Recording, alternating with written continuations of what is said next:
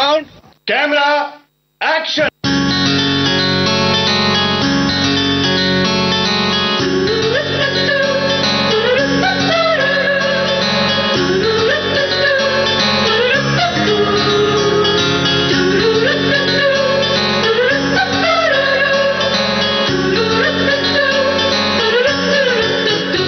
नमस्कार।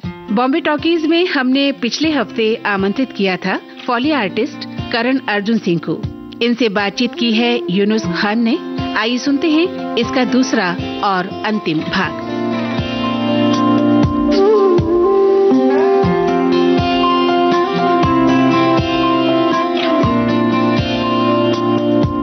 करण अर्जुन जी, इतनी सारी यहाँ पर बातें हो रही हैं फॉली से जुड़ी हुई। आगे के सवाल पूछने से पहले मुझे एक लकड़ी का टुकड़ा दिख रहा है, वो क्या है? हाँ, ये मेरे एक मित्र हैं, साउंड डिजाइनर हैं। उनके घर में एक वॉशिंग मशीन है। हाँ। उसका वो स्विच जो है वो खराब हो गया था, तो वो आप निकाल सकता था। वो उन्होंने हमको लाके गिफ्ट में दिया, क्योंकि इसमें कुछ तरह तरह की आवाजें निकलती है, दिखता कुछ नहीं है। जैसे आपको मैं नमूना दिखाता हूँ।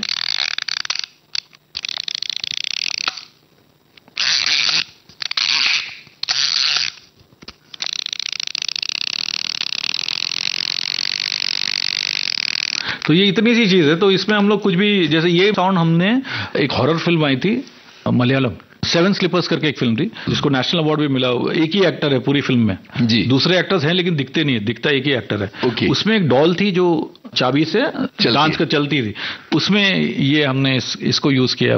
उसका साउंड इफेक्ट्स गजब, मुझे तो मजा आ गया। ये किस चीज की वॉशिंग मशीन इससे एक और क्या लाए आप? और क्या है आपके पिटारे में, जरा वो भी और कुछ नहीं है। जिसमें ये जो मॉल के बाहर जो वॉचमैन खड़े होते हैं ना, तो जो भी पैसेंजर्स आते हैं काउंटिंग के लिए, तो वो दबाते हैं तो एक नंबर आगे जाता है। बिल्कुल। तो बेसिकली इससे आप कोई भी स्विच दे सकते हैं। हाँ, या टॉर्च ऑन किया, वो किया, कोई एनी टाइप ऑफ स्विच आप दे सकते हो। तो जब आप लोड करते हो तो इसमें एक कोई तिजोरी खोल रहा है, बिल्कुल, वो तो भी उसमें जो नंबरिंग घूमते हैं, तो उसमें हम लोग ये सब यूज करते हैं। तो अच्छा। तो ये इतनी सी चीजें। लेकिन और ये सांकल क्यों है? सांकल सर, ये स्पेशली नेपाल से मेरा एक लड़का आया था, तो उसने अपने घर की उतार के लाया था, क्योंकि ये स्पेशल मेटल है। इसकी जो साउंड्स हैं ये अलग है। और भी कोई विलेज की, कोई गांव की फिल्म आई, जैसे अभी एक सास बहू और फ्लेमिंगो करके एक सीरीज है, तो पूरा उन्होंने राजस्थान, और उसमें सब पूरे बड़े बड़े दरवाजे वुडन, तो उसमें अमूमन ये साकलियां लटकी रहती है, तो उसको हम लोग लकड़े का सहारा लेके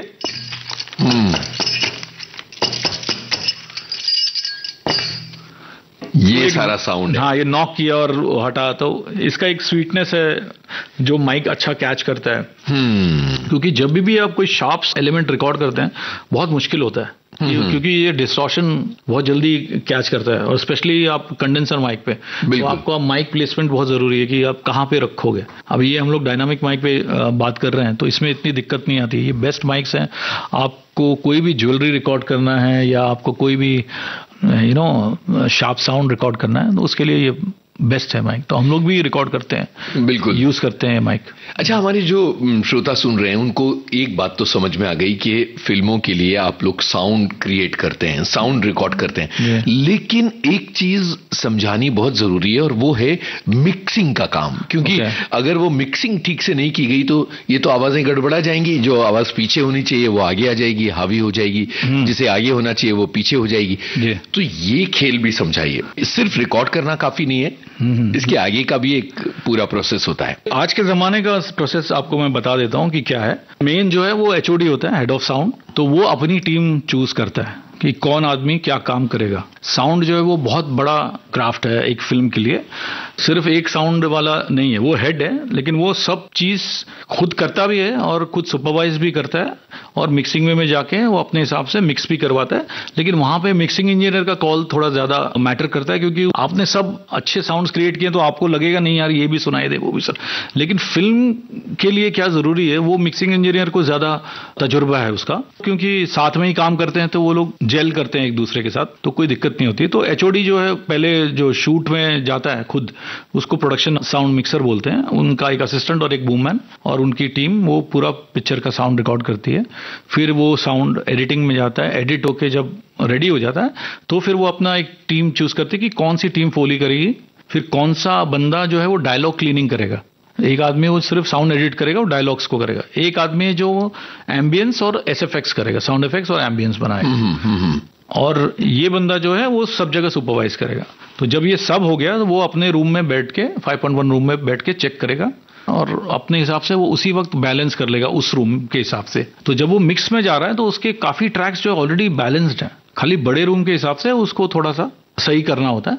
तो वो ओपन ट्रैक्स ही होते हैं, वो प्रीमिक्स करते नहीं है, वो प्रीमिक्स उधर ही करते हैं। बहुत अच्छा अगर साउंड डिजाइनर है आपका तो वहाँ मिक्सिंग में आपको इतना ज्यादा टाइम लगेगा नहीं, क्योंकि मिक्सिंग स्टूडियोज बहुत महंगे भी है अभी आजकल, 5,000 10,000 पर आवर हो गया है। क्योंकि साउंड एडिट में इतना टाइम लगता है तो लोगों ने अभी 5.1 सेटअप्स बना भी दिए हैं, क्योंकि जितने ओटीटी प्लेटफॉर्म आ गए वो तो वही सेटअप पे मिक्स भी होते हैं। बिल्कुल है ना, वो एटमॉस के लिए जैसे आपका ये जो रूम है, बस इतने रूम में आपका बहुत बढ़िया मिक्सिंग रूम बन सकता है। तो उसी रूम में वो लोग अपना ये भी चेक कर लेते हैं। फिर बाद में बड़े रूम में जाके वहां भी उनको 100-200 घंटे और लगते ही हैं एक फिल्म को। ये मिनिमम बता रहा हूं, पहले तो 500-500 घंटे मिक्सिंग स्टूडियो में लगते थे, अब ऐसा नहीं है, अब 100-200 घंटे में हो जाता है। अगर कोई एक्शन फिल्म है बहुत ज्यादा तो फिर उसमें फिर ट्रीटमेंट कैसे क्या दे रहे हैं, तो क्योंकि जितनी प्रोसेसिंग होती है ना आगे की, वो सब मिक्सिंग में ज्यादा यूज होती है। यहाँ पे जो साउंड उन्होंने लगाया है उस पे वो लोग अपने हिसाब से जो EQs और जो प्रोसेसिंग है वो यूज करते हैं, बट फाइनल जो है वो उधर मिक्सिंग में ही लगाते हैं। फिर वहां से आपका मास्टर निकलता है। एक जमाना था जब फिल्मों में साउंड पर बहुत ध्यान नहीं दिया जाता था, लेकिन जैसे जैसे अब टॉकीज बेहतर होती चली जा रही हैं, मल्टीप्लेक्सेस आ गए और साउंड बेहतर हो गया है टॉकीजों का, डॉल्बी एटमॉस आने के बाद 5D 7D तरह के साउंड और जो भी इसको कहा जाता है टेक्निकली, उसके बाद आप लोगों का काम कितना चुनौती भरा हो गया है, खासतौर पर डॉल्बी एटमॉस जैसी चीज आने के बाद, जबकि साउंड पूरा राउंड होता है, उसकी अपनी एक्सिस और डायरेक्शंस तय हो गई हैं। सर डॉल्बी आने के बाद उन लोगों ने सारे साउंड जो है वो सेंटर में ले आए हैं जी, क्योंकि वो लोग चाहते हैं कि ऑडियंस जो भी, अगर कोई राइट में बैठा है तो अगर कैरेक्टर लेफ्ट में है तो अगर डायलॉग सेंटर में नहीं है तो उसको वो साउंड उतना क्लियर सुनाई नहीं देता है, क्योंकि वो एक्सट्रीम लेफ्ट में है और उसका लेवल अगर एकदम कम है। तो थोड़े टाइम जाने के बाद उन लोगों ने ये एक कलेक्टिव डिसीजन लिया कि डायलॉग्स सेंटर में ही रहेंगे पूरी फिल्म के। उसमें फिर अगर कैरेक्टर राइट में गया तो राइट स्पीकर में भी आएगा, तो आपको जब लेफ्ट से आप सुनोगे तो आपको एक फील आएगा कि हाँ ये कैरेक्टर राइट में दूर जा रहा है, और उसके बाद तो फिर आपके पास और डेप्थ है उधर, और एक्सट्रीम राइट जा रहा है और राइट जा रहा है, सराउंड जा रहा है, वापस आ रहा है, वो घुमा सकते हैं। लेकिन डायलॉग्स वैसे ही फोली जो है वो सब सेंटर में होता है, मैक्सिमम फोली सेंटर में ही होता है। बहुत रेयर होगा कि हाँ ये कैरेक्टर पैन है तो इसको पैन कर देता है, या ये पैन हो रहा है तो उसको पैन कर देते हैं, वैसा होता है। फिर उसमें एटमॉस हो रहा है तो एटमॉस में फोलीज का साउंड इतना ज्यादा आप ऊपर नीचे करोगे नहीं, अनलेस एंड अनटिल जैसे कि कोई बड़ा दरवाजा कोई नॉक कर रहा है, वो आपका एटमॉस ऊपर से आ रहा है, हेड से या सराउंड से आ रहा है, तो उस वक्त वहां पे, बट हमने तो वो एक ही बार किया है, उसमें अलग से कुछ करना नहीं है। ऑफ कोर्स उसमें लेयर्स होती है और फिर वो हो जाता है, कोई दिक्कत नहीं है। अच्छा, मिक्सिंग का एक एग्जांपल मैं आपको दे देता हूँ। मैंने एक मिक्सिंग इंजीनियर थे कथूरिया साहब, सनी सुपर साउंड में थे वो, तो उनका क्या था कि जब फॉली प्रीमिक्स करते थे ना तो उनको फॉली आर्टिस्ट स्टूडियो के अंदर चाहिए, नहीं तो मैं करूंगा नहीं, क्योंकि बोलते उसने क्या रिकॉर्ड किया मेरे को क्या मालूम, इतने सारे ट्रैक, क्योंकि ये इतना बब्बर हो गया वो, उसमें वो 60 ट्रैक है, वो 60 ट्रैक में मैं क्या करूं, मेरी फिल्म सामने है। तो फिर वो बुलाते थे कि तू बैठ मैं प्रीमिक्स कर रहा हूं, तो वो इतना बढ़िया प्रीमिक्स करते थे ना, एक एक चीज खुद पैन खुद EQ, कुछ उनको लगा कि ये क्या है सर, ये वो है, अच्छा वो है ठीक है, यहाँ पे ये नहीं चाहिए, उसको म्यूट कर देते इसको, और वो पूरा प्रीमिक्स सेशन देख। फिर बाद में अच्छा प्रीमिक्स कैसे कर रहे हैं, वो सबसे पहले डायलॉग प्रीमिक्स करते थे, क्योंकि डायलॉग सबसे इंपॉर्टेंट है फिल्म में, तो डायलॉग प्रीमिक्स करके उसको 100% सेंटर में डायलॉग प्ले हो रहे हैं, उसके साथ वो फॉली प्रीमिक्स करते थे, डायलॉग भी प्ले होएगा और फॉली, क्योंकि जब डायलॉग है उसके ऊपर कोई भी साउंड है तो उसको निकालना आपको चाहिए नहीं, वो डिस्टर्ब करेगा, एक्सट्रीम लेफ्ट है राइट है कुछ भी हो, तो वो उस वक्त डायलॉग जो फोली प्रीमिक्स कर रहे हैं वो डायलॉग सुन के ही प्रीमिक्स करते हैं, तो आपका ट्रैक जो है वहीं पे आपका बैलेंस भी हो गया वो प्रीमिक्स के वक्त। क्या बात है। वैसे ही SFX बैलेंस हो गया, वैसे ही एम्बियंस नहीं करते हैं, एम्बियंस फिर म्यूजिक प्रीमिक्स करते हैं, फिर बाद में मिक्स करते हैं। तो मिक्स करने का क्या, फिर वो आप पीछे बैठ जाते थे ऐसा, क्योंकि बैलेंस तो उन्होंने पहले ही कर दिया सब। हाँ, फिर वो mix film point of view से किया, क्या साउंड किधर क्या करना है वो फिर वो करते थे। तो ये प्रोसीजर मुझे बहुत अच्छा लगा था। तो ये ऐसा मेरे ख्याल से अभी होता नहीं है, अभी टाइम ही नहीं लोग। सबसे पहले क्या रेडी होगा तो फॉली वाले को गाली देंगे, फॉली मेरे को 10 दिन हो गया, मेरे को फॉली प्रीमिक्स शुरू करना है। अब फॉली प्रीमिक्स ऐसे ही कर रहे हैं डायरेक्ट, फिर वो तो उतना अच्छा नहीं होगा ना उसका। बिल्कुल वैसे ही एसएफएक्स वो पहले कर लेंगे, गाने भेज देंगे, गाने मिक्स कर लो, फिर डायलॉग आ रहा है, तो प्रोसीजर अलग है, बट लास्ट में जाके हो ही जाता है। बट मेरे को लगता है वो सिस्टम सही था, वो तरीका यूज करना चाहिए। अच्छा, दिन भर इतनी सारी आवाजों के बीच रहना, इतनी सारी आवाजें क्रिएट करना, कभी सांकल खटक रही है तो कभी कुछ हो रहा है, तो कभी घोड़े की टाप है तो कभी कपड़ों की आवाज है। उसके बाद जब आप घर जाते हैं तो कान बजते हैं? कान बजते तो नहीं है इतने, बट ये है कि जैसे इस कमरे में भी ये इतना साउंड प्रूफ रूम है, यहाँ पिन ड्रॉप साइलेंस है, तो वो मेरा ध्यान फिर आपकी तरफ ही है। अच्छा, जहां कोई भी आवाज आई कहीं से भी, हाँ, तो मैं आपको देखते हुए भी मेरा ध्यान उधर चला जाएगा कि कोई आवाज आ रही है। हाँ, तो वो क्या आ रही है, या आप बात कर रहे हैं, मैं आप पे ध्यान मेरा उतरा नहीं रहेगा, उधर चला जाएगा। तो ये मेरे अंदर आ गया है। तो फिर कई बार मीटिंग्स में जाओ और कुछ इधर आता है, बोला सर हेलो, आप समझ रहे हैं क्या बोल रहा तो मैं साउंड की तरफ चले गए। हाँ सर, क्योंकि मेरा ध्यान उधर से इधर लाने में बहुत दिक्कत होती है। तो घर के कमरे में बैठे होते हैं, हाँ, नीचे से कुछ जा रहा है, गाड़ी जा रही है, कुछ भाग टूक हो गया, तो ध्यान वहां चला जाता है। बिल्कुल बिल्कुल, तो जाता है, जाके वापस आता है कि ये क्या साउंड है। हाँ। फिर अगर हो सकता है यूज कर सकते हैं। जैसे मैं जोगस पार्क में एक बार वॉक कर रहा था, तो एक हाथ गाड़ी में वो जो बड़े बड़े एंगल्स होते हैं ना मेटल के, वो लेके जा रहा था एक बंदा। अब वो पूरे पेपर ब्लॉक्स लगे हुए वहां पे, तो वो लेके जा रहा है, तो जब साउंड आई तो मुझे लगा कि कोई ट्रेन जा रही है। अरे, फिर मैंने देखा क्या, अरे यार ये तो घात गाड़ी वाली है, घात गाड़ी में वो आयरन बार्स लेके जा रहा है।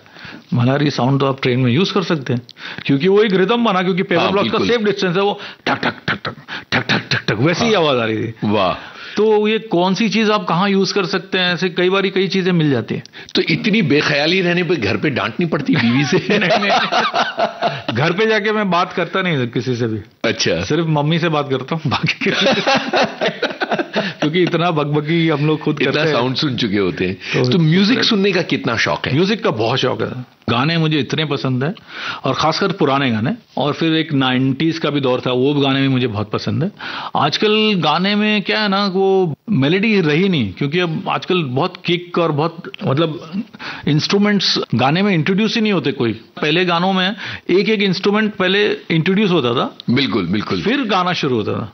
अभी वैसा है ही नहीं है। अभी तो वो क्या, अभी यंग जनरेशन सीधा गाना चेंज ही कर देगी ऐसा होगा तो तो इसके लिए डायरेक्ट गाने पे आ जाते हैं। तो गानों की बात चल रही है, कोई गाना आप सुनाइए। यस, आपकी पसंद का एक पुराना गाना सुना जाए। जी जी, फेवरेट गाना जो है वो लग जा गले है, वो कौन थी? क्या बात है, तो आप वो सुना दीजिए। जरूर सुनते हैं, मदन मोहन।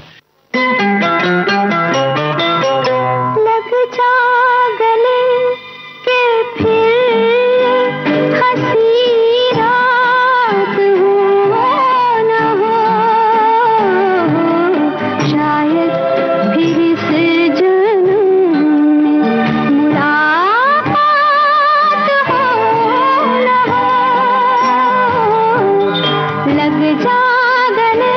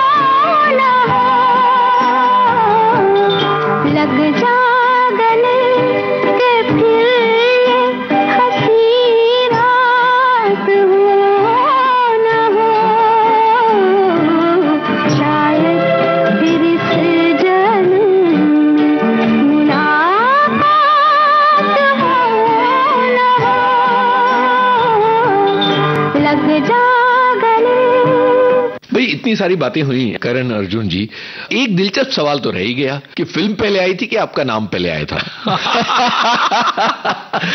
अच्छा, ये नाम का भी थोड़ा मैं बता दूं। मेरा नाम करण है। हाँ। अर्जुन मेरे फादर का नाम है और सिंह मेरा सरनेम है। जी जी जी। तो ये मैंने बचपन में ही सोच लिया था, क्योंकि मेरे फादर ने ही मुझे बनाया है। जब मैं 7th में फेल हुआ तो उन्होंने जो उधर चीफ रिकॉर्डिस्ट थे उनको बोला कि ये तो 7th में फेल हो गया, इसको आप कुछ टेक्निकल काम सिखाइए, नहीं तो ये तो कुछ करेगा नहीं लाइफ में। तो उन्होंने बोला ठीक है कोई बात नहीं, मैं सिखा दूंगा इसको, तू भेज दे मेरे पास कल से, लेकिन पढ़ाई इसको कंप्लीट करनी है, अभी तो सब 7th में ही है ये, बाकी तू भेज दे। तो उन्होंने मुझे बुलाना शुरू किया और मुझे कुछ सिखाया नहीं। उन्होंने बोला तू खाली बैठ के ऑब्जर्व कर, और ये जितनी भी मशीनें तू देख रहा है ना, इतने सारे बटन हैं, इतने सारे नॉब्स हैं, इसको देख के कुछ घबराने की जरूरत नहीं है, ये सब मैं तेरे को एक ही दिन में सिखा दूंगा। गजब। One day I will teach you and you just observe, because dubbing हो रहा है। तो जब शॉर्ट प्ले होता है तो आर्टिस्ट रिहर्स करता है, हेडफोन लेता है, फिर रिहर्स के बाद टेक होता है, टेक के बाद लोग ओपिनियन देते हैं, रिकॉर्डिस्ट कुछ बोलता है, डायरेक्टर कुछ बोलता है, असिस्टेंट कुछ बोल रहा है,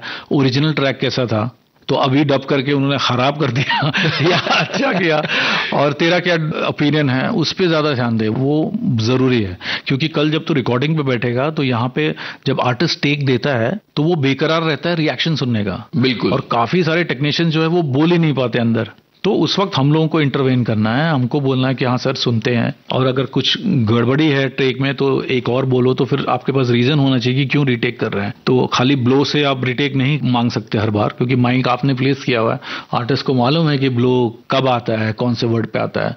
तो नसीर साहब या ऋषि कपूर टाइप एक्टर होंगे तो बोलेंगे सुना, उनको मालूम है ब्लो वाला कोई वर्ड था नहीं और आपने सुनाया ब्लो नहीं है। तो ये सब चीजें ध्यान देना, मतलब मेरे लिए एक अच्छी बात है कि मैं जब सीख रहा था रिकॉर्डिंग, उस जमाने में बड़े बड़े डायरेक्टर्स डबिंग अटेंड करते थे पूरी फिल्म की, जैसे गुलजार साहब हुए, ऋषिकेश मुखर्जी हुए, बासु चटर्जी, बासु भट्टाचार्य, तो इतने इंटेलिजेंट लोग थे ये लोग, तो इनको सुनना ही एक स्कूलिंग थी मेरे लिए, क्योंकि लैंग्वेज मेरी इतनी अच्छी थी नहीं, मैं बीआर से बाहर निकला ही नहीं कभी। तो मैं जो भी उर्दू जो भी जितना भी मेरे को आता है, क्योंकि उसमें भी बहस होती थी, नहीं ये करेक्ट है, नहीं यहाँ नुक्ता नहीं है, तो पता लगा कोई राइटर को फोन किया जा रहा है, तो वो सब दिमाग में गड़ गए कुछ वर्ड्स की ये ही करेक्ट है।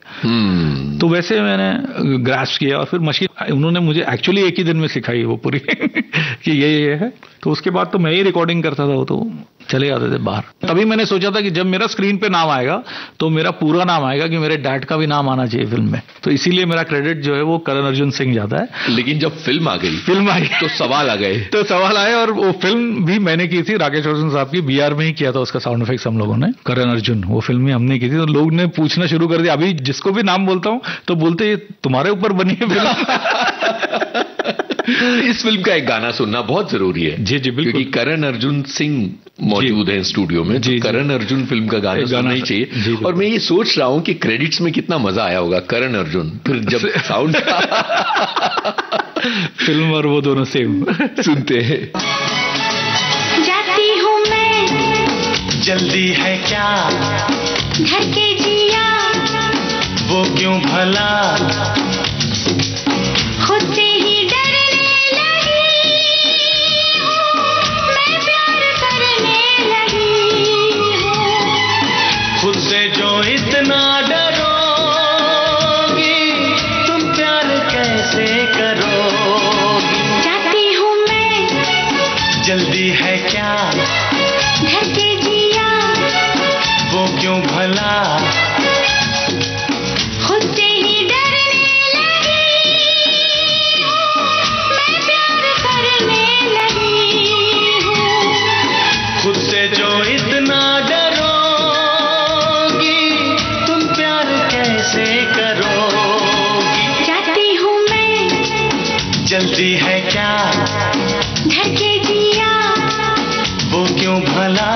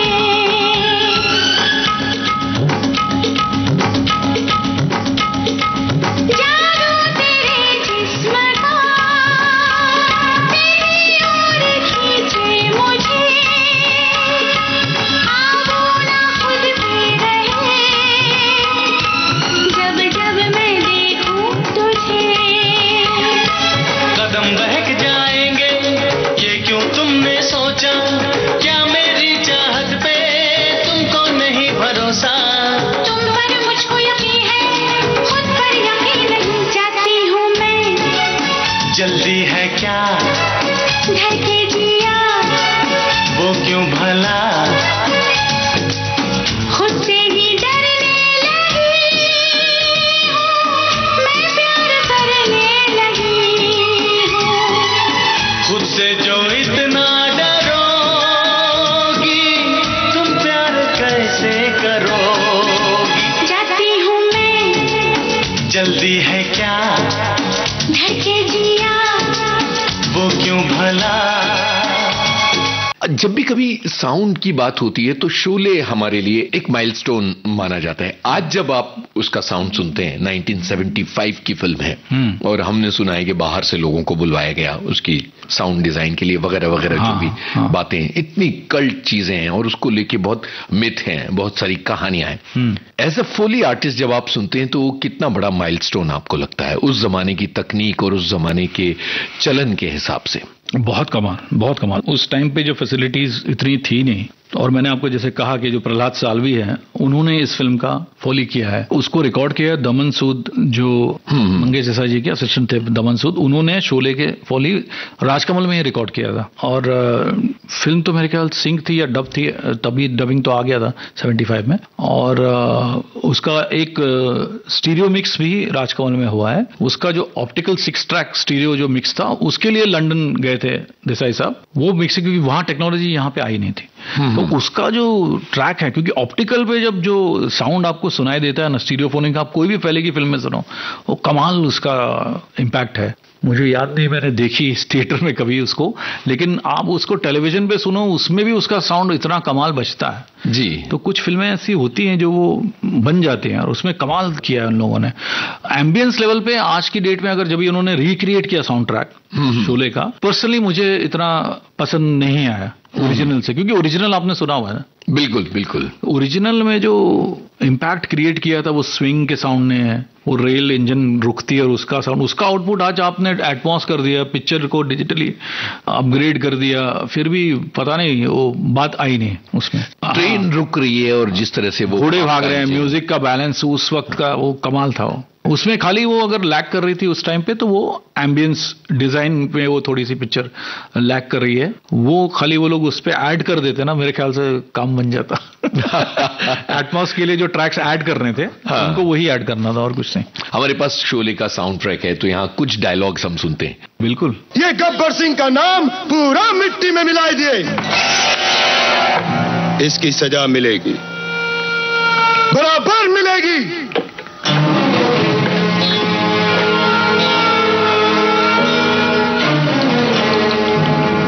कितनी गोली है इसके अंदर? हाँ?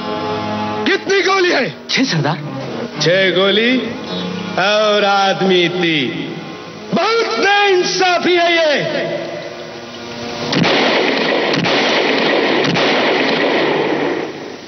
अब ठीक है, हाँ अब ठीक है। आज जब इतना सारा काम कर लेने के बाद फिल्म रिलीज हो जाती है, जैसे अब मैं कुछ फिल्मों के नाम भी लेना चाहूंगा ताकि लोगों को पता चले। इधर बीच की जो फिल्में हैं उसमें animal, oh my God 2, tiger 3, झुंड, शैतान, फैन, फना, दंगल, मतलब इतना सारा कि अगर हम फिल्मों के नाम लेते जाएं तो हमारे प्रोग्राम के 2-3 एपिसोड बन जाए, इतना आपने काम किया है। जब टॉकीज में देखते हैं, जैसे कि एनिमल देखी होगी आपने, तो क्या महसूस होता है, क्या रिएक्शन रहती है? रिएक्शन तो बहुत अच्छा ही रहता है। और मैंने तो एनिमल एक्चुअली अपने दोस्तों को दिखाई थी जो स्टूडेंट्स हैं क्लास में। फर्स्ट ईयर के स्टूडेंट 18-19 साल के। सर आपने की, आपको दिखाओ, बोला चलो। तो मजा आया, उन लोग बहुत खुश हुए, मैं खुद भी खुश हो, क्योंकि जब आउटपुट अच्छा आता है ना, मतलब वहां पे जो एक सीक्वेंस है जिसमें वो एक स्पेशल कार उन्होंने बुलेट वाली बनाई थी ना, जिसके ऊपर बैठ के रणवीर पूरा सबको उड़ाता है, उसमें भी मिक्सिंग रूम में उनको लगा कि इसमें फॉलीज ऐड करने चाहिए। जो मशीन हिल रही है, जो बुलेट्स गिरते जा रहे हैं साथ में, हाँ इतना सारा, तो उसके 2-3 लेयर फिर हम लोगों ने मिक्सिंग स्टेज पे दोबारा ऐड करके दिया था और वो भी थिएटर में सुनाई देता, क्योंकि एटमॉस है, जैसे आपने कहा कि उसमें आपके पास रूम है कि आप उसको हाईलाइट कर सकते हो। जिस शॉट में क्लोज शॉट है, अगर आप ध्यान से सुनोगे तो एक अलग मशीन की भी आवाज आ रही है जो फोली है, बट इतना मतलब वो कान चाहिए सुनने के लिए और उतना ध्यान जाए लोगों का। मुझे लगता है आज हमारी जो ये बातचीत है, ये सुनने के बाद शायद लोगों का ध्यान इस तरफ भी खींचेगा कि साउंड इफेक्ट्स जो हैं, फोली का जो काम है, वो भी कितना एक फिल्म के लिए मायने रखता है। जी जी। अब मुझे लगता है कि हम अपनी बातचीत के ऑलमोस्ट आखिरी सिरे पर आ गए हैं, तो आपके कुछ एक्सपीरियंसेस हम सुनना चाहेंगे अलग अलग फिल्मों से जुड़े हुए, जो कुछ आपको याद हैं, कुछ अलग अलग डायरेक्टर्स, अलग अलग फिल्मों से जुड़े हुए, वो हमें बताइए, तो ये हमारे लिए बड़ा इंटरेस्टिंग होगा जानना। कुछ पुरानी ही बातें बोलता हूँ। बिल्कुल। क्योंकि नए लोग तो स्टूडियो में आते ही नहीं, तो उनकी बातें कैसे होगी। सही है ना? बिल्कुल बिल्कुल। आजकल के डायरेक्टर्स उन्होंने शूट कर दिया, उनका काम खत्म। एक डायरेक्टर हैं, मेरे दोस्त हैं, उनके लिए एक फिल्म की थी मैंने, वो उन्होंने पूरा अटेंड किया था। हाँ, अक्षय नाम है उनका। तो उन्होंने पूरी फिल्म मेरे साथ अटेंड की, बाद में भी सुना आके। तो ऐसे आजकल आते नहीं है लोग, क्योंकि शायद टाइम नहीं होता है या खुद बिजी हो जाते हैं कुछ और करने में। बट एक्चुअली जैसे सूरज बजाते हैं, एक डायरेक्टर है जो अपने फिल्म के हर क्राफ्ट में जो काम जहां हर जगह वो ही अटेंड करते हैं। अभी का पता नहीं, लेकिन मैं बात कर रहा हूँ मैंने प्यार किया, हम आपके हैं कौन, हम साथ साथ हैं, उसके बाद मैं प्रेम की दीवानी, वो सब में एक फोली ही क्राफ्ट है। वो फर्स्ट टाइम वो फोली अटेंड करने आए थे, हमको किसी ने बोला नहीं, सूरज प्रजापति पीछे बैठे हैं और हम लोग कर रहे हैं। तो उसमें क्या होता है कि वहां पे राजश्री में एक असिस्टेंट एडिटर भी बैठा हुआ है जो सीन चेक कर रहा है, एक असिस्टेंट डायरेक्टर बैठा हुआ है, सूरज जी तो बैठे ही हैं। तो रीटेक्स हो रहे हैं, अगर हमने गड़बड़ की ना तो उनसे पहले हमको मालूम पड़ता है। हमारा शॉट हम लोग खुद कट करते हैं जब हम फोली करते हैं, कट कट कट, पीछे ले, यहां से ले, क्योंकि मुझे मालूम है यहां मैंने गड़बड़ किया है। बिल्कुल। तो वहां से अगर रीटेक आ रहा है ना, तो वो रीजन सही होना चाहिए। तो एक दो बार कर लिया, फिर बाद में उस सूरज जी ने कुछ रीटेक के लिए बोला था, तो एक जो मेरा दूसरा को फोली है उसने कुछ वो भड़क गया। अरे क्या यार, जिसको देखो कोई भी बोल रहा है, बराबर है, ओके आगे जाओ। मालूम नहीं था कि डायरेक्टर थिएटर में पिन ड्रॉप साइलेंस स्टूडियो के अंदर, और बाद में सूरज जी बाहर चले, हमको मालूम है नहीं, बाद में अरे क्या कर रहे हैं तुम, डायरेक्टर साहब सूरज जी बैठे। अरे बोला हमको थोड़ी दिख रहा है यहाँ से कि डायरेक्टर साहब है, तो तुम लोगों को बताना चाहिए। बोला हमारा तो बराबर ही चल रहा है, क्या है। तो उसके बाद सूरज जी आए नहीं। अरे बाप रे। लेकिन उन्होंने फोली सुना बाद में, एक रील होगा तो मैं सुनूंगा, वो सुना, वो एकदम इतने खुश हो गए कि उसके बाद वो फोली कभी अटेंड किया ही नहीं। फिर जब मैं हम आपके कौन की स्क्रीनिंग पे उनसे मिला था, तब उन्होंने मेरे को पूछा, हाँ सर कैसे लगी पिक्चर। मैंने सर पिक्चर तो अच्छी ही है, गाने मतलब आपको सभी लोग बोल रहे हैं बहुत गाने हैं, तो मतलब मेरे को भी ऐसा लगा, इसीलिए लगा क्योंकि आपके कई गानों में ना सीन्स है, it's more like a scene, it's a dialogue, it's a conversation, you are having more of songs. तो यहाँ पे ऑडियंस को वैसे भी आदत नहीं है थिएटर में गाने बैठने की, तो आपके कुछ गाने ऐसे हैं अगर आप निकाल सकते हैं तो बेटर है, बाकी तो ठीक है। तो बोला ठीक है, लेकिन वो जो डब्बे के ऊपर जो म्यूजिक बजाया वो किसने बजाया? वो पूछ रहे थे मुझे, मैंने भी किया मेरे ख्याल से, हाँ वो लक्ष्मीकांत बेर्डे साहब जो है वो कॉन्वर्सेशन में वो बजाते हैं, तो मैंने एक मराठी ऐसे ही बजा दिया, टक टक टक टक टक टक, तो वो है पिक्चर में, वो उनको बहुत पसंद आया था फोली में। क्या बात है, तो इतना ध्यान भी उनका। हाँ, वो बहुत डिटेल देखते हैं सर, कौन क्या चाहिए, एक एक चीज सुनते हैं। उनके लिए एक गाना सुनते हैं फिर। बिल्कुल सर, बनता है। तो बताइए कौन सी फिल्म का होगा? मैं प्रेम की दीवानी हूँ। जरूर सुनते हैं। कसम की कसम है, कसम से हमको प्यार है सिर्फ तुमसे।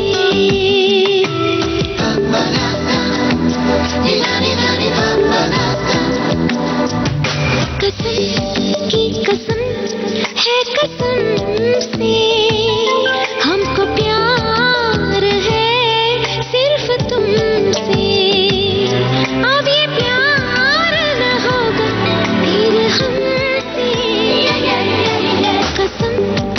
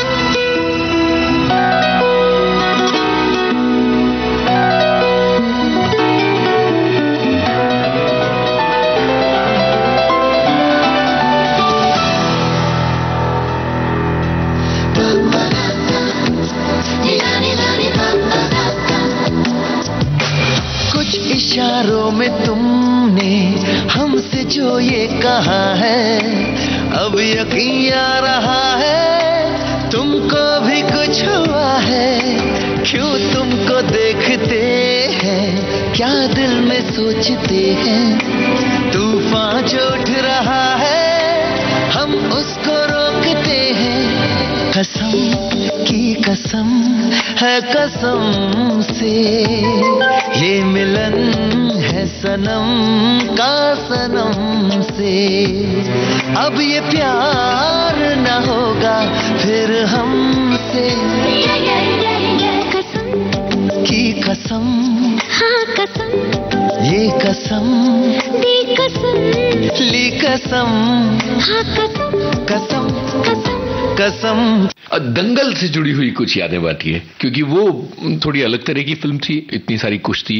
दंगल से हमको साउंड डिजाइनर से जो ब्रीफ मिला था ना सर, वो लोकेशन ट्रैक में जब उनके प्रैक्टिस चल रहा है और कॉमनवेल्थ गेम में जो प्रॉपर स्टेडियम होता है जो जहाँ शूट किया उन्होंने, तो वहां पे ना एक स्क्वीक सुनाई देती है जूतों की। रबर मैट का फ्लोर है और उसके बाद उनके जो शूज होते हैं ना रेसलिंग के, वो भी बहुत ग्रिपी रबर, सॉफ्ट रबर और ग्रिप वाला होता है, क्योंकि पॉइंट्स फिसलने से, हाँ पैर वो फिसले नहीं हो। और फिर भी वो फिसलता है, क्योंकि मैं बता रहा हूँ ना, 1 मिनट की कुश्ती में उनका बॉडी से इतना पसीना निकलता है, वो वहीं पे पसीना गिरता है और उसी पसीने पे जब वो मूव करते हैं ना, तो वो स्क्वीक का साउंड आता है वहां। ओहो, कि रबर पे जब आप पानी डालोगे तो उसमें स्क्वीक आएगा ही आएगा। अब ये कोई भी सरफेस पे आप ट्राई कर लेना। तो हम लोगों को उन्होंने वो बोला था कि यहाँ पे मैं स्क्वीक्स जो हाईलाइट करूंगा तो वो देना। तो हम लोगों ने क्या किया कि वो उन्होंने ओरिजिनल मैट मंगाया, यशराज में हमने उसको प्रॉपर बिछाया जैसे ओलंपिक में होता है और उसमें किया। लेकिन उसमें क्या हुआ, क्योंकि कंडेंसर माइक था, वो पैर का थंप ज्यादा सुनाई दे रहा था। ओहो, और वो कंटिन्यू मूवमेंट है, तो उन्होंने बोला यार मेरे को स्क्वीक अलग से करके दे।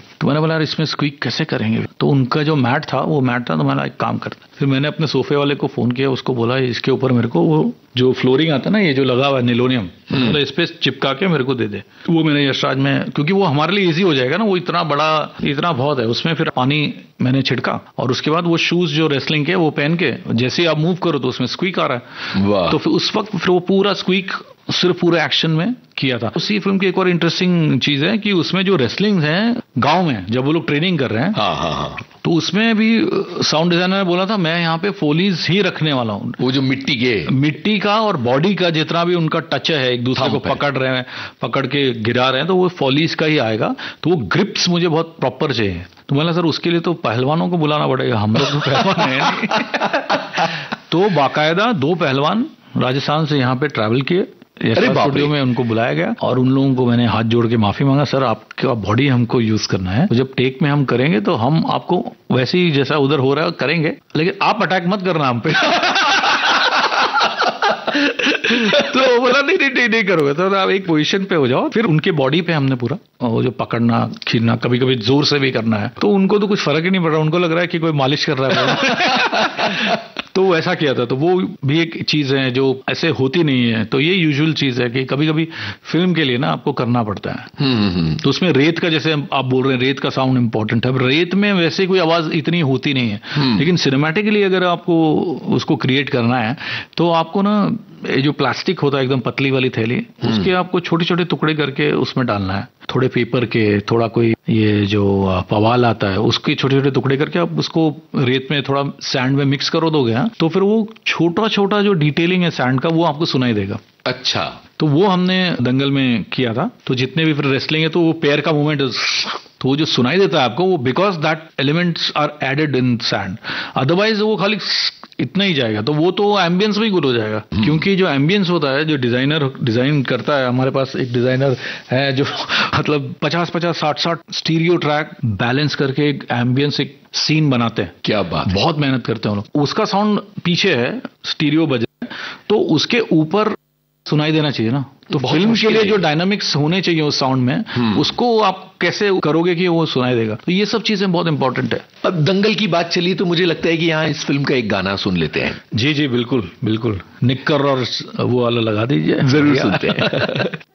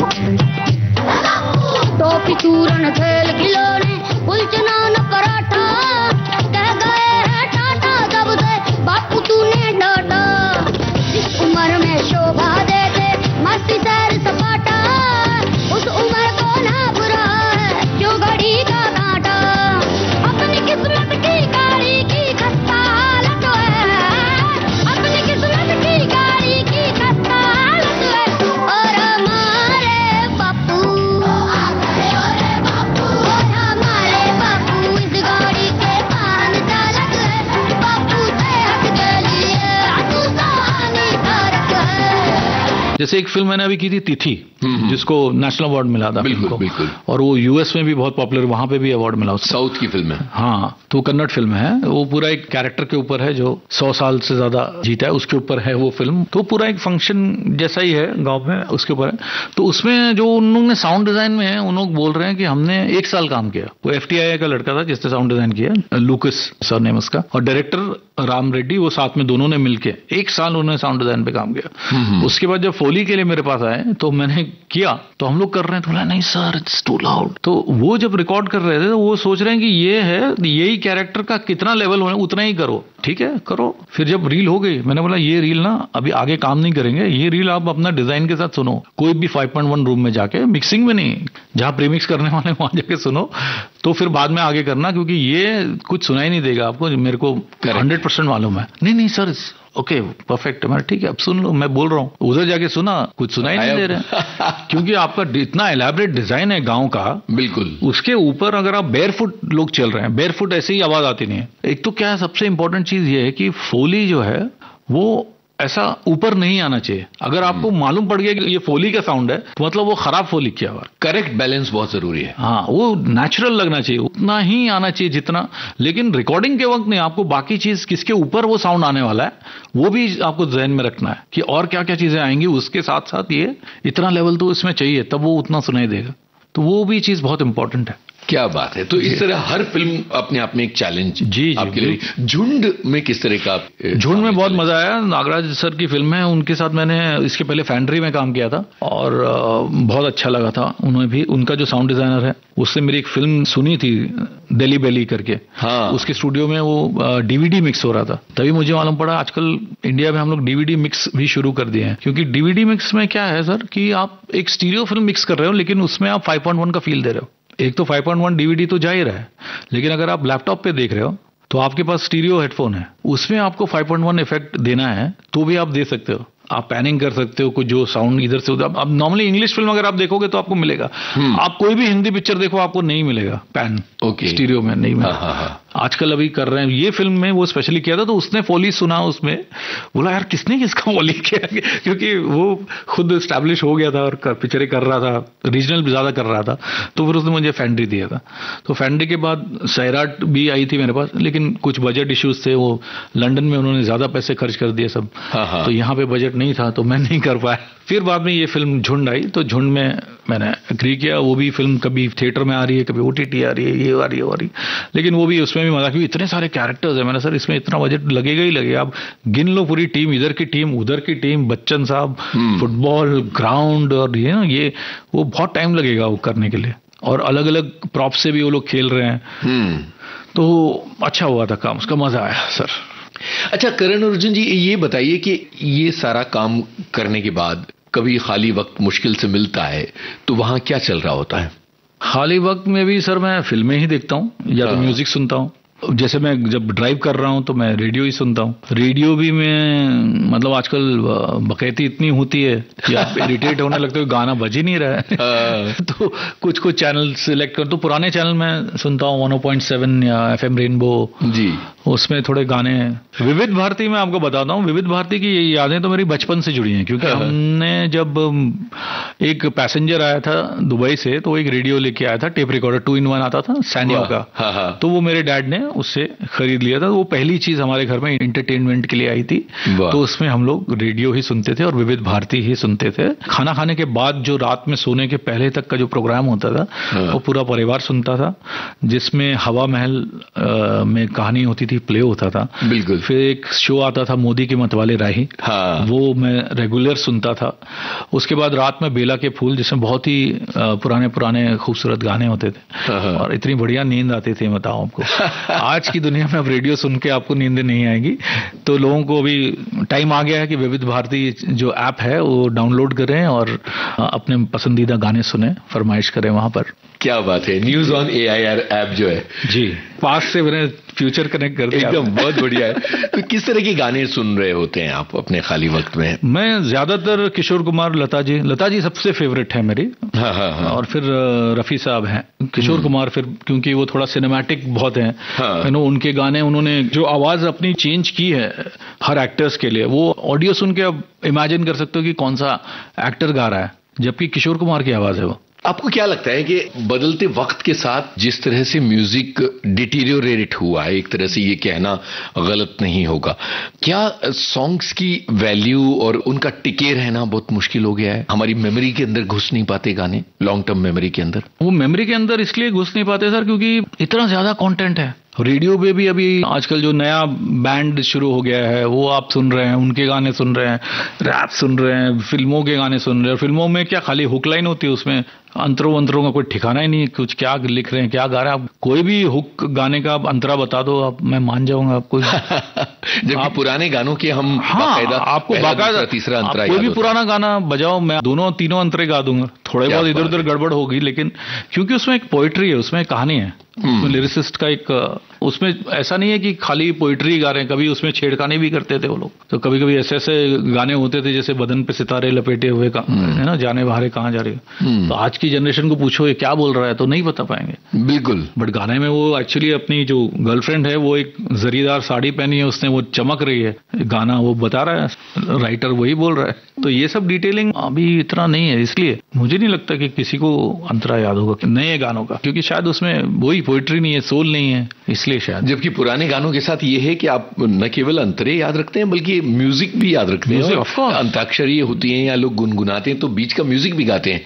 वो भी उसका साउंड भी मुंह से निकाल लेते हैं। कुछ गाने ऐसे हैं कि वो निकालना पड़ता है। हाँ, जैसे पल पल दिल के पास सुन रहे हैं तो आप गिटार गाते हैं साथ में। जी। तो ये अपने आप में एक कमाल की चीज है। इसी बात पे एक गाना हो जाए। बिल्कुल। तो बताइए कौन सा गाना सुनाए? गिटार की आपने बात की है तो नीले नीले अंबर पे सुन लेते हैं। वाह क्या बात है। कलाकार फिल्म का ये गाना कल्याण जी आनंद जी की तर्ज है। नीले नीले अंबर पर चांद जब आए, प्यार बरसाए, हमको तरसाए, ऐसा कोई साथी हो, ऐसा कोई प्रेमी हो,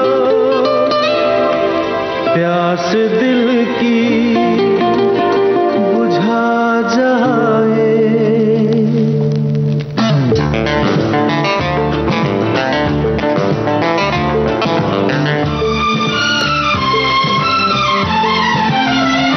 नीले नीले अंबर पर चांद जब आए, प्यार बरसाए, हमको तरसाए, ऐसा कोई साथी हो, ऐसा कोई प्रेमी हो, प्यास दिल की बुझा जाए। नीले नीले अंबर पर चांद जब आए, प्यार बरसाए, हमको तरसाए।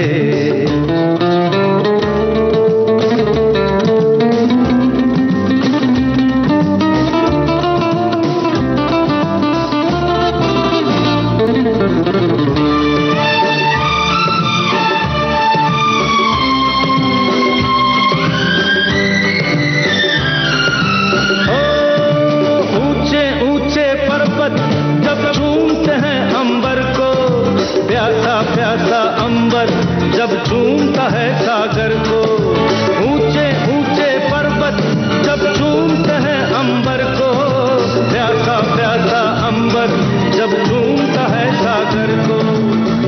प्यार से कसने को, बाहों में बसने को, दिल मेरा ललचाए, कोई तो आ जाए, ऐसा कोई साथी हो, ऐसा कोई प्रेमी हो, प्यास दिल की बुझा जाए। नीले नीले अंबर पर चांद जब आए, प्यार बरसाए, हमको तरसाए।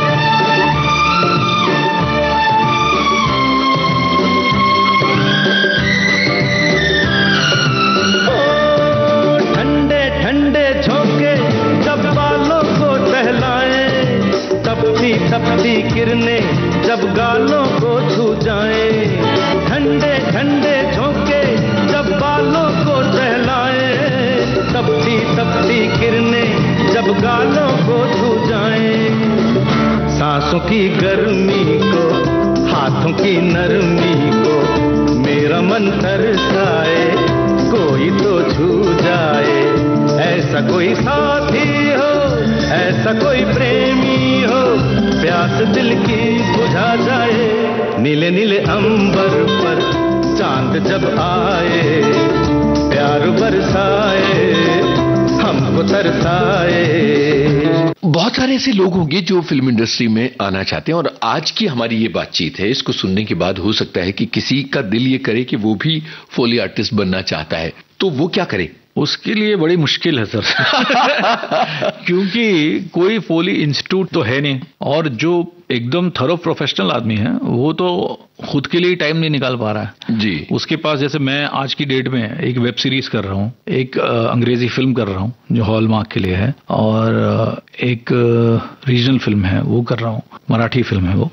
तो अब ये 3 फिल्में मुझे एक 15-20 दिन के अंदर करनी है। अब उसमें एक नए आदमी को तो मैं सिखा नहीं सकता ना वहाँ पे, क्योंकि हमारा सेटअप भी ऐसा है कि इतना बड़ा जगह नहीं है कि पीछे स्टूडेंट्स बैठे हैं आके ऑब्जर्व कर रहे हैं वैसा, और वो हमारा एनडीए भी होता है कि हम किसी को भी लाके बिठा के कोई कंटेंट दिखा नहीं सकते, वो आगे जाके बाहर कुछ भी बात कर सकता है। बिल्कुल, वो भी एक रीजन है कि मैं नहीं कर रहा हूँ। तो मेरा एनडीए यानी नॉन डिस्क्लोजर एग्रीमेंट, कोई भी कंटेंट जो है उसकी जानकारी बाहर नहीं जानी चाहिए हमारे स्टूडियो से। मेरा ऑफकोर्स टीचिंग का इरादा तो है, मेरे को कई स्टूडेंट्स के फोन आते हैं, कई शौकिया भी कितने फोन आते हैं, कितने मैसेजेस रहते हैं कि सर मुझे आसाम से बोल रहा हूँ, मुझे आपके साथ करना है, कैसे भी करके। मतलब कैसे करूँगा भैया, ये पूरा हिंदुस्तान में यही बोल रहा है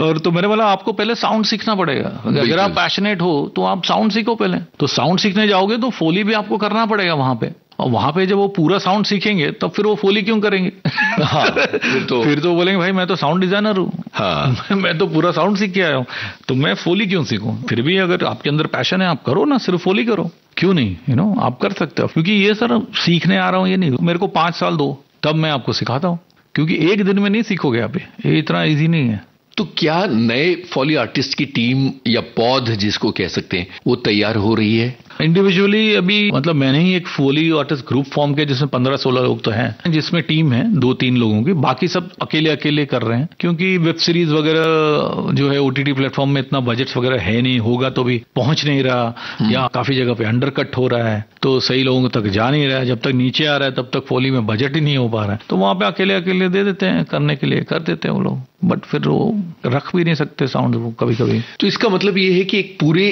ट्रेनिंग प्लेटफॉर्म की गुंजाइश बनी हुई है। आपने इस बारे में सोच रखा है? हाँ, मैंने सोच रखा है, बिल्कुल सोच रखा है, क्योंकि अभी सिखाना जरूरी है। ओटीटी आने के बाद तो बहुत ज्यादा, क्योंकि कौन करेगा। आप सोचो ना, टेलीविजन के भी हम लोगों को कुछ हिस्टोरिक सीरियल्स जो बनते हैं, हाँ। उसके लिए भी फोन आया, मैं तो टीवी करता ही नहीं तो मुझे इंजीनियर बोलता है फिर कौन करेगा टीवी? मतलब आप मुझको क्यों पूछ रहे हो कौन करेगा ये भी एक बड़ा सवाल है, कौन करेगा वो आप फिगर आउट करो, कौन करेगा। या तो फिर क्योंकि टीवी में 3 महीने का क्रेडिट है, क्योंकि 4-5 महीने के बाद मिलेगा नहीं मिलेगा पता नहीं, आउटपुट तो आपका चला गया, मिक्स हो गया। बिल्कुल, तो ऐसा काम क्यों करें? सही तो अपनी पॉलिसी चेंज करो, मेरे को ऑन स्पॉट पेमेंट दो, मैं करता हूँ टीवी, क्यों नहीं। बिल्कुल है ना। अवार्ड्स की क्या स्थिति है? अवार्ड का फिलहाल तो नेशनल अवार्ड में भी अभी झगड़ा चल रहा है हमारे साउंड एसोसिएशन का, और झगड़ा नहीं बल्कि वार्तालापें चल रही हैं कि पहले जो 3 कैटेगरी थी, production sound mixer, sound designer और मिक्सिंग इंजीनियर, अभी वो एक ही कर दिया है अवार्ड, कुछ स्पेसिफाई नहीं किया है। तो आपस में लोग लड़ रहे हैं कि मेरा अवार्ड है कि तेरा अवार्ड है, कि किसका अवार्ड है। बिल्कुल, तो इस पे मतलब 2 साल से अटका हुआ है। तो फॉली तो आप भूल ही जाओ, जो ऑलरेडी 3 थे उसमें 2 हो गए, फॉली तो है ही नहीं उसमें, जबकि फॉली बहुत इंपॉर्टेंट पार्ट है साउंड डिजाइन का। जी, क्योंकि पूरा जो पिक्चर को एक लाइफ देता है ना, वो फोली से ही आता है। क्योंकि एटमॉस्फेयर और एम्बियंस आपने लगा दिया, वो आपको माहौल बना दिया, लेकिन उसमें जो जान है वो फोली है। अगर अच्छा फोली आपकी फिल्म में आ गया तो वो एकदम पिक्चर को लिफ्ट करेगा ही करेगा। लेकिन अभी ईरा करके एक प्लेटफॉर्म है जिन्होंने अवार्ड शुरू किए हैं, पाम एक्सपो के साथ जुड़ के उन्होंने, अनिल चोपड़ा जी उनके साथ में, तो उसमें पूरा साउंड जो है उन्होंने कवर किया है, जिसमें म्यूजिक भी है, फोली भी है, फोली इंजीनियर भी है, डबिंग इंजीनियर भी है, फोली एडिटर, साउंड एडिटर, हर साउंड के जितने सबके लिए अवार्ड रखा है। तो ये हर साल हो रहा है, 7-8 साल हो गए, उसमें 4-5 साल से तो मैं अवार्ड जीत ही रहा हूं, क्योंकि बहुत सारा विथ है ना वहां पे, सिर्फ फिल्म नहीं है उसमें, आपका OTT भी है, आपका रेडियो भी है, ब्रॉडकास्ट के लिए भी अवार्ड है उसमें, है ना। और जो उससे मेरी एक शो आया था उसको मैंने डाला था ब्रॉडकास्ट में, क्योंकि ऑडियो शो कितने आ गए आजकल, ऑडिबल करके जो चैनल है उसमें ऑडियो शो है, तो उसमें भी पूरा साउंड डिजाइन फुली यूज हो रहा है। OTT प्लेटफॉर्म में इतने सारे चैनल्स हैं, उनका अपना चैनल है, तो वो सब कंटेंट का भी तो फोली कोई तो करेगा, करना पड़ेगा ना। तो फोली आर्टिस्टों की जरूरत तो है, अच्छे फोली आर्टिस्टों की। अगर प्रॉपर रसूल को जो अवार्ड मिला उससे क्या फर्क पड़ा है इस ऑस्कर जो उनको मिला था जी, उससे उनका बहुत नाम हो गया, बहुत प्रचलित हो गए वो, और बहुत मेहनत की है वो, और उनके लिए मैंने भी बहुत सारी फिल्में की हैं। बट उन्होंने साउंड का इंपॉर्टेंस लेकर आया ना, देखिए वो बहुत जरूरी है। जैसे डॉल्बी आने के बाद साउंड का इंपॉर्टेंस, सिंक साउंड आने के बाद बढ़ा, उसके पहले साउंड को इतना अहमियत देते ही नहीं थे। फोली तो भूल ही जाओ, इफेक्ट्स मतलब नाम के लिए कर दो, वो एटीट्यूड था। मेन ध्यान होता था बीजीएम, बिल्कुल, कि ओरिजिनल म्यूजिक डायरेक्टर कर रहा है या कोई सुरेंद्र सोधी साहब कर रहे हैं या अमर मोहिले साहब कर रहे हैं, या बिल्कुल है नो, वैसा था। तो अभी वैसा नहीं है, अभी हर क्राफ्ट को इम्पोर्टेंस है, और जब चीजें सुनते हैं लोग तो पता लगता है सही। और क्योंकि आपकी फिल्में इंटरनेशनली जा भी रही हैं अवार्ड्स के लिए, बिल्कुल, और आपकी फिल्में नेटफ्लिक्स पे जा रही है, नेटफ्लिक्स आपका 8-9 लैंग्वेज में डब कर रहा है, उसमें साउंड तो आपका यूज हो रहा है ना, तो उसके लिए तो उस लेवल का साउंड तो उनको चाहिए, इंटरनेशनल लेवल का। तो इस तरह से एक पूरा जो परिदृश्य है वो बेहतरी की तरफ बदल रहा है। हाँ, बदल गया है बहुत टाइम से जी। हाँ, और सारे लोग अच्छा काम कर रहे हैं, ऐसा नहीं है। करण अर्जुन जी, बहुत अच्छा लगा विविध भारती के स्टूडियो में आप आए और इतनी लंबी बातचीत हमसे की, और आपने कम से कम हमारे श्रोताओं को ये बताया कि कितना महत्व है साउंड डिजाइनिंग का, फोली का कितना महत्व है विजुअल मीडिया में, चाहे वो OTT का काम हो, चाहे वो टेलीविजन का काम हो, चाहे वो सिनेमा का काम हो। बहुत बहुत शुक्रिया हमें वक्त देने के लिए। थैंक यू, आपका भी बहुत बहुत शुक्रिया मुझे यहाँ बुलाने के लिए, मुझे भी बहुत मजा आया। बॉम्बे टॉकीज में अभी आप सुन रहे थे फॉली आर्टिस्ट करण अर्जुन सिंह से की गई एक बातचीत। इनसे बात कर रहे थे यूनुस खान। ये इसका दूसरा और अंतिम भाग था। इस कार्यक्रम के रिकॉर्डिंग इंजीनियर थे गणेश शिंदे, और विविध भारती की ओर से इस कार्यक्रम की प्रस्तुतकर्ता तेजश्री कांबले। और अब दीजिए इजाजत, नमस्कार। डिजिटल अपना बॉम्बे टॉकीज, पिक्चर ही कल्चर है अपना बॉम्बे टॉकीज। रॉकिंग है, रोलिंग है अपना बॉम्बे टॉकीज। सुपर है, डुपर है अपना बॉम्बे टॉकीज।